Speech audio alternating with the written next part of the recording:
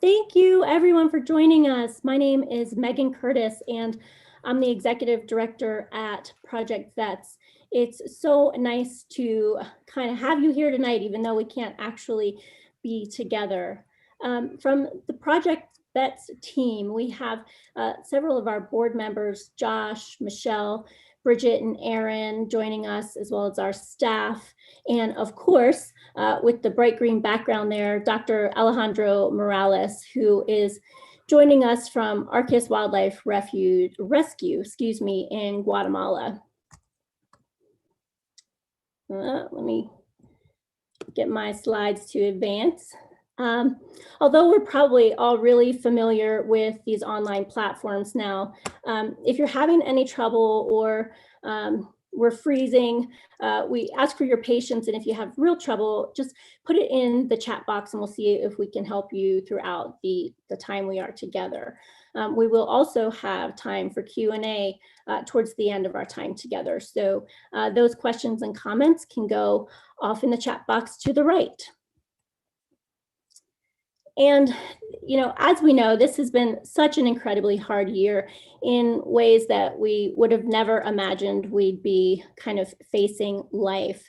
But if there's one silver lining, and maybe there's only one, of COVID, that is kind of the introduction of these platforms where we can travel around the world to places that we wouldn't have had the opportunity without a lot of financial outlay or time commitment. So that's what we're here to do today. We can witness, learn, and share about these unique experiences that are happening all over the world. And we're here to say thank you for the support that has been shown to Project Vets. And we want to show you what that support has made happen for animals in Guatemala and all over the world. So with that, relax, hang out. If you have a drink in hand, raise a glass to yourself and say thank you. Hug your couch buddy, whatever it is that you want to do to say thank you to yourself from us. It is because of you that we have been able to provide service to animals in need all over the world. So this graphic shows a little bit about our year last year, but what does Project Vets do? We accept donated veterinary and medical equipment, technology, and supplies from various sources, and we take those products and we distribute them to our animal welfare partners.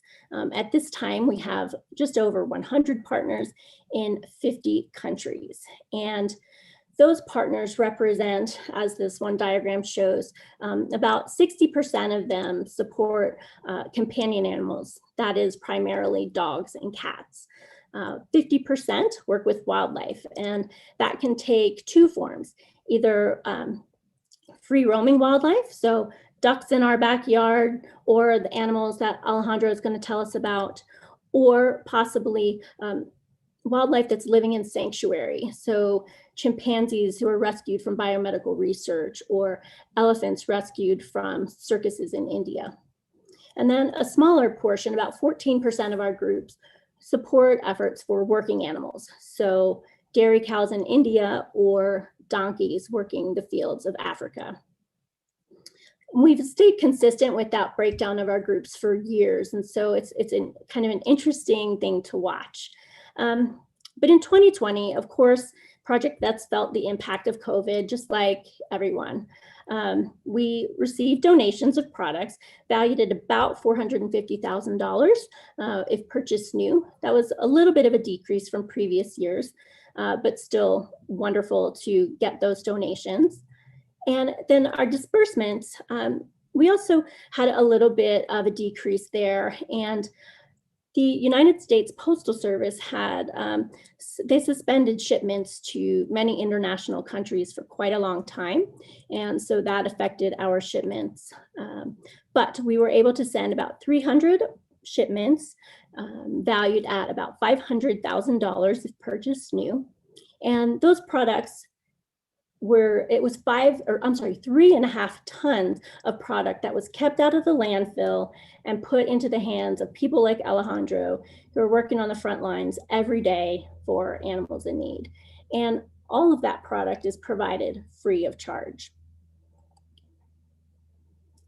So this map represents the countries where we have partner organizations. At this time, we have about 20 groups on our wait list, and we sit at about 20 groups on our wait list. Typically over the years, we add some groups, we lose some groups, but we're sitting at about 20 right now. And in that 20, there are several countries and states that we haven't supported before. So that's really exciting. And over the next probably 12 to 18 months, we are planning to expand our program for our current partners as well as new partners. So stay tuned for that. And hopefully when we're here next year, you'll see a lot more colors on this map. So again, COVID-19, it was such an unexpected year, an unpredictable year. And most of our organizations had to either suspend operations for a time or cut them back. Most are now back in full operation, albeit with different protocols and procedures, but we haven't heard that any of our groups have had to close their doors. So that's really great news. But things are dynamic and changing all the time. But one thing that Project Vets has committed to is still providing service for the voiceless animals all over the world who are now arguably in more difficult situations than they were prior to COVID. And so over the year last year, we looked at our wait list of groups, and we wanted to be very thoughtful about adding new groups to be sure that we could actually support their needs. So we added a few groups here locally and across the US. One of those groups is the Feline Fix. They're located just down the street, and they are one of Colorado's first high quality, high volume spay neuter organizations. And they provide spay neuter surgeries for stray and feral cats and kittens. And they're really making an impact on the overpopulation issues that we have along the Front Range. And so these pictures represent the staff who came out to our warehouse recently, and they went shopping and they picked up all of this product and were able to take it back to their clinic. And they were so excited, even though you can't see their smiles, of course, they were really excited. And I'll quote what they said back to us. That is, our partnership with Project Vets has literally saved us thousands of dollars in expenses over the last year, money which can now be put right back into caring for even more cats in need. And this testimonial touches our hearts, but it also needs to be extended to all of you who have supported our program over the years. So thank you for that. And the Feline Fix is just one example of the groups that we support. And I think we're all really excited to hear what Alejandro has to say and to travel on down to Guatemala. He's certainly the highlight here tonight. So with that, I want to introduce Alejandro Morales. He is the veterinarian and assistant director for ARCAS, one of the world's largest animal rescues. They care for more than 40 species each year. ARCAS hosts environmental education programs. They promote the study of tropical wildlife veterinary medicine. They reproduce endangered species such as scarlet macaw. And they focus on the rescue and rehabilitation of wild animals. Now, you can see a little bit of Alejandro's background here on this slide, but let me assure you, you will love hearing what he has to say. His creativity and ingenuity is just remarkable, and I always am so grateful to hear what he has going on. So Alejandro, do you want to share your screen now? All right, thank you very much. Yes, I'm gonna move on to my screen.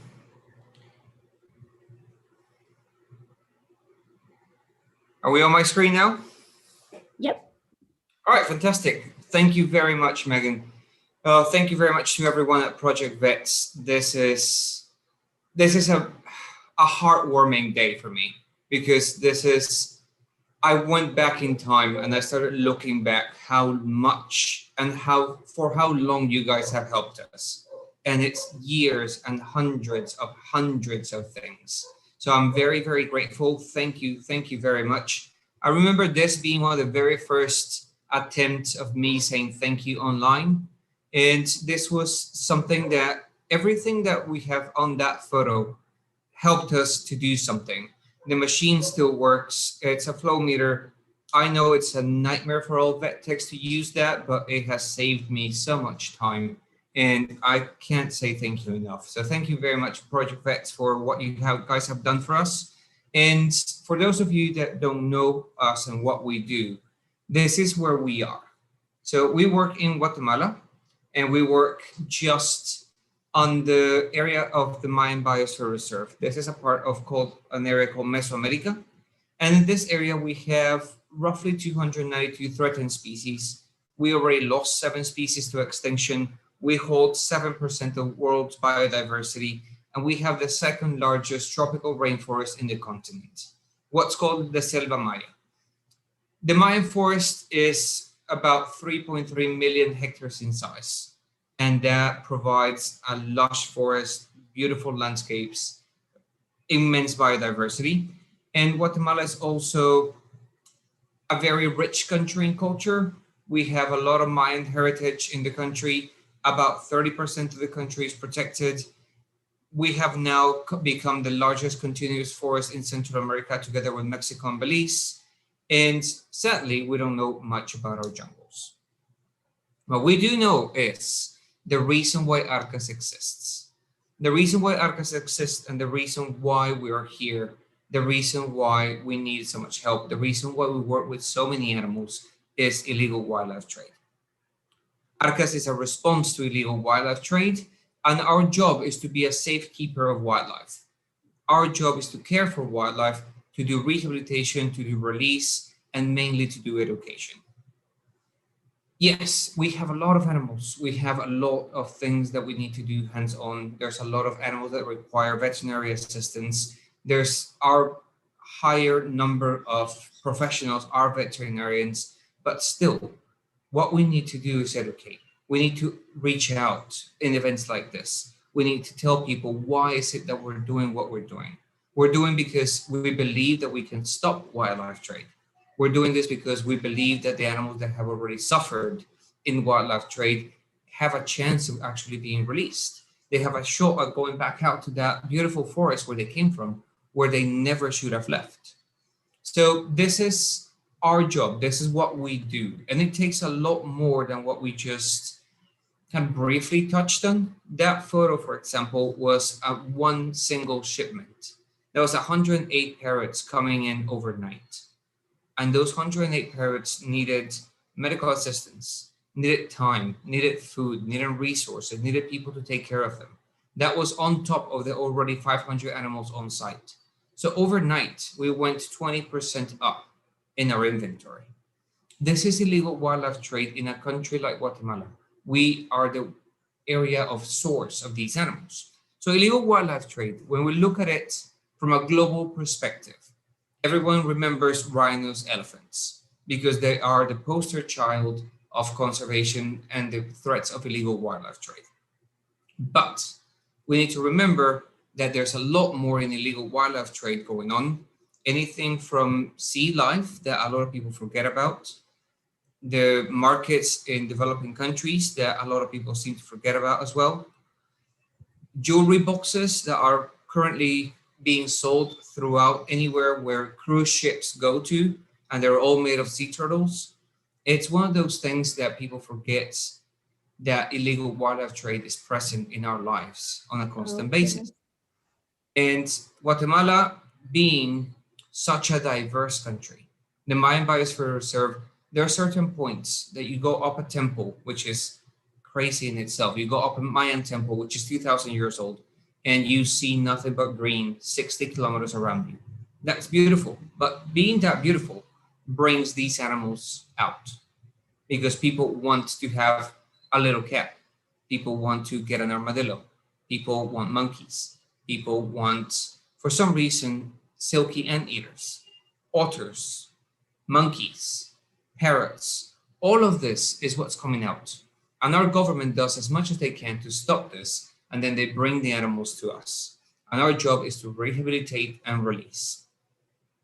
A little bit of history about what we are and who we are. ARCAS has been doing this for 30 years. All of our founders are Guatemalan. We started operations in 1990. The idea was to always bring animals back to the wild. Our first rescue center was established in 91. We grew, we developed, we moved forward. Our newest rescue center, where we are sited at the moment, started working in the year 2000. We joined efforts like Macaws Without Borders, Jaguars Without Borders. There's a lot of tri-national things going on. We have been recognized as a model rescue center by Humane Society International. We were accredited by GFAS, which is the Global Federation of Animal Sanctuaries, in 2012, reaccredited in 2018, and we're being reaccredited again this year. We built an education center, which we just opened about a month ago, and it's breathtaking. And it's our attempt of showing people what this is and what we can do about it.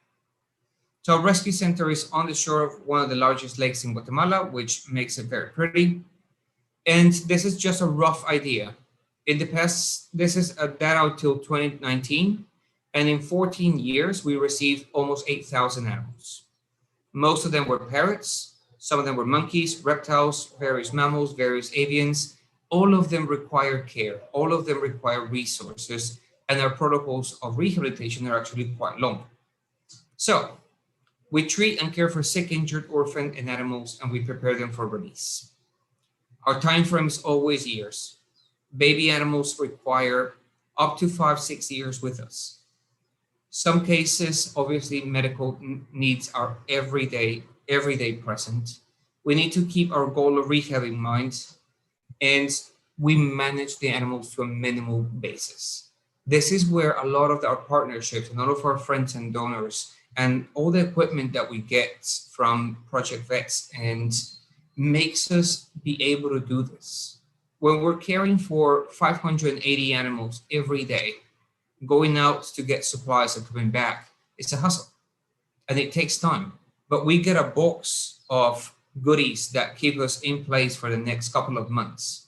That is fantastic. That's what keeps us going, because these guys need to make it out to be released, because what we're trying to avoid is them staying somewhere where they can be petted. What we're trying to do is actually give back to nature.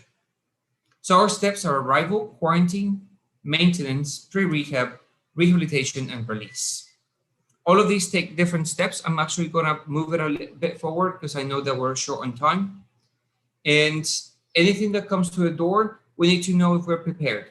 We need to get a clinical history because, yes, they are cute as nothing else, but they may be sick. They may need attention. We need to do a good clinical exam with biosecurity. COVID-19 has taught us that biosecurity is key worldwide. An animal that shouldn't have come into contact with humans most likely made the entire world sick. So we need to be always very, very careful about what we do, whether or not we're going to do samples, we're going to process them. This macaw was born in our facility. It was raised by its parents. We only made some weighing and measurings. That guy is free now.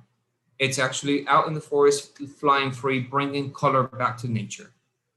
In quarantine, there are long periods of treatments and quarantines. We are very strict. We keep animals as safe as possible. We find anything from small parasites to very large wounds to diseases, everything. And again, all those little things that people take for granted that are easy to get, like vials, slides, that are easy access throughout areas of the world. Here, sometimes they're difficult. And getting them in those boxes that we get every couple of months, it's wonderful. Because sometimes we get this. That's about 70 parrots, all in different bowls, that they will look like that they need to be fed constantly, that they need care, attention, time, warmth. They need someone to look after them. So our maintenance area, we develop social interaction, we develop them physically, and we de-imprint the animals from us. So we try to make them be as animals as possible. And again, we work with everything. Currently at the center, we have 538 animals of 60 species. So seeing a raccoon for us is relatively common. But today, for example, we received an armadillo that I had never seen in my life. It's a species that is very rare in the country, but it's here and it needs attention, it needs care, it needs food. We change their diet, we change their caretakers, we teach the animals to eat what they're meant to eat. We change their schedules, we shelter them, and we give them protection in numbers when they're social animals. In pre-rehab, they reach sexual maturity, they fight for dominance, they reproduce, and we start seeing the actual traits of wild animals for reintroduction. In rehab, we do ethograms. We are very scientific about our jobs. We have very strict protocols and minimal type of behaviors that the animals have to have in order for them to be released. We do negative imprinting. We make sure that they have full use of their abilities. We teach them how to not be hunted or how to hunt, depending on who they are. We teach them to move in trees, in dens, into the bush, run around, depending on who they are, how to eat, how to acquire enough sustenance, because what we're trying to do is have animals that go out that don't need us at all. And then we release them. And we're very proud of being able to track some of the animals that we have rehabilitated. That photo is a monkey 9 months after being released, eating things that we never taught her how to eat, and having moved about 12 kilometers from where we released her. So she was a very good success story. We get a lot of field data, we come back to reinforce our processes, and we work and we try to make things work for them. Because this is our ultimate goal, that they don't need us, that they don't look back, and they just move forward.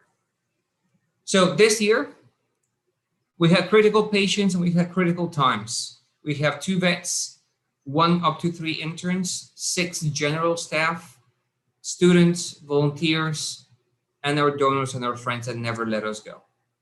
And it was a very, very challenging year. We felt like that monkey all throughout the year. And like that monkey, we made it through. And I use that photo for multiple things because it's intensive care, it's adaptive care, and there's a lot of elements there that came from you guys. So thank you. Thank you for that. Because without you, without having things like Project Vets and our rest of our donors actually come through, we are bound by our hands. This is the last box that I opened, and I opened it two days ago. So thank you very much. Things like this that need medical attention. For us, drawing a blood sample, which is relatively easy for us, which is something that allows the animals to be reintroduced, was done with needles brought from these boxes.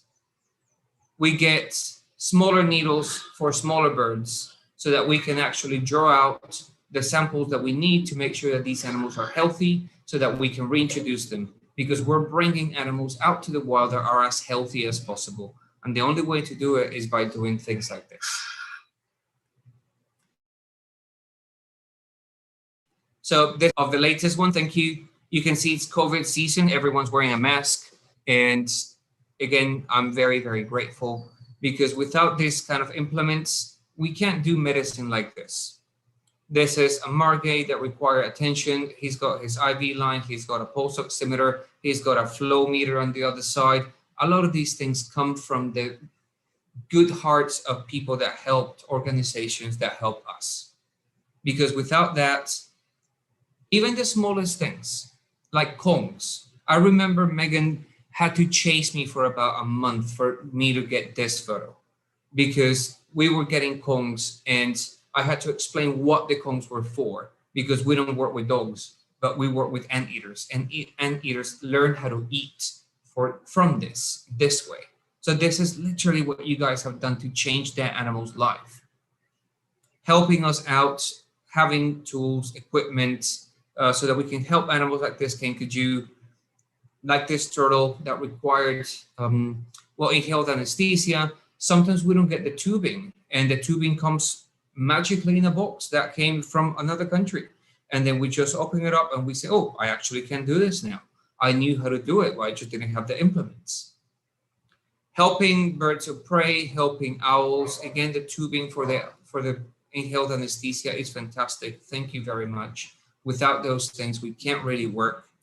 And thank you for everyone that's listening. Thank you for supporting those that support us. So, guys, thank you. I can't say thank you enough. Alejandro, that is so incredible. Oh my goodness. I love all those pictures. I want to keep all of them. You're more than welcome. All right. I am going to share my screen again. And just, Alejandro, that was so incredible. Thank you, really, for all of that. And I personally, I'm so grateful that I get to help in this, and as Project Vets as an organization, for all of the supporters on this Zoom call. Goodness, I'm so glad that we can help you, because it's so important. As I mentioned earlier, we are going to have a question and answer session. So if you have some questions for Alejandro or myself, you can put them in the chat box. It should be to the right, but if it's easier, you can text them to this number. It is 309-750-8042. And we will try to get any questions that you have answered. So I don't really know how I can follow up with that, but I'm going to try. I'm going to try. So keeping down in Latin America, another one of our groups called the GAP, and GAP stands for the Global Alliance for Animals and People. They have projects in Guatemala as well, but also in Chile. And one thing that many of our international organizations witnessed last year was the sudden, there were no volunteers traveling. There's just this sudden lack of volunteers, either their time or their financial contributions. And so the GAP was one of those organizations where we'd relied on volunteers to hand carry our donations down when they went down. And suddenly last year that was gone. And so last year we created a relationship with DHL to get those donations down to Chile, and Ecuador is another example where previously we had struggled. These kind of like Alejandro's, just some pictures of one of the boxes that we'd sent. And the GAP is an organization that, and I will quote, they serve people who are living in harmony with their pets and the environment. And that's such a perfect complement to Project Vet's goals and our mission. They have veterinarians who provide spay-neuter surgeries, wellness checks, and this beautiful dog here, Negrito, he was attacked by some other dogs, and he required 2 surgeries that were performed by GAP veterinarians with some of the supplies provided by Project Vets. And he is now happy and recovering with his human friend there, Carlito.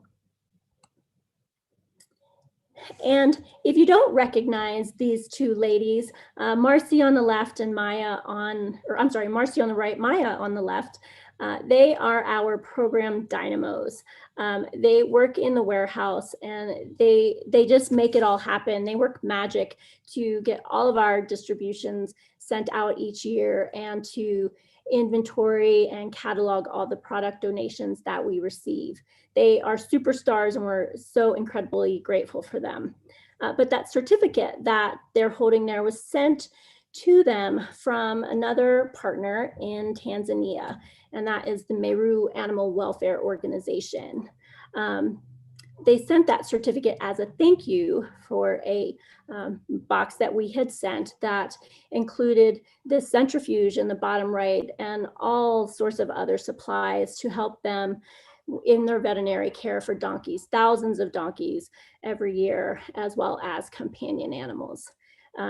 This is just an example, and Alejandro, everything that he showed in his pictures and videos, all of these items are not in use in the US. They're no longer in use. They're considered excess or waste, possibly headed to the trash. And here they are, just needed, invaluable all over the world. And so we're really so grateful to be that middle ground and to kind of marry those two concepts of need and excess. So I think we want to be very mindful of your time tonight. So this is kind of the wrap up of our stories, but we would love to answer any questions that you have.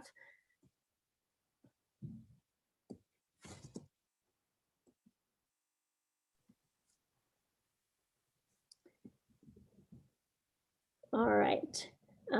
We're kind of texting with questions. So it doesn't look like we have any questions at this time.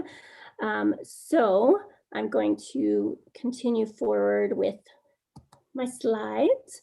And this slide is just some different ways that you can become involved with Project Vets. Obviously, donations are always necessary and greatly appreciated by Project Vets, but also all of our partner organizations around the world, because support of Project Vets is direct support for them as well. So if you have some volunteer time, and that doesn't need to be here locally, I believe we have someone on the phone who lives outside of DC who's been helping with some online work. So if there's anything you're interested in helping with, or ideas that you have, my email address is there at the bottom, and feel free to send me a message.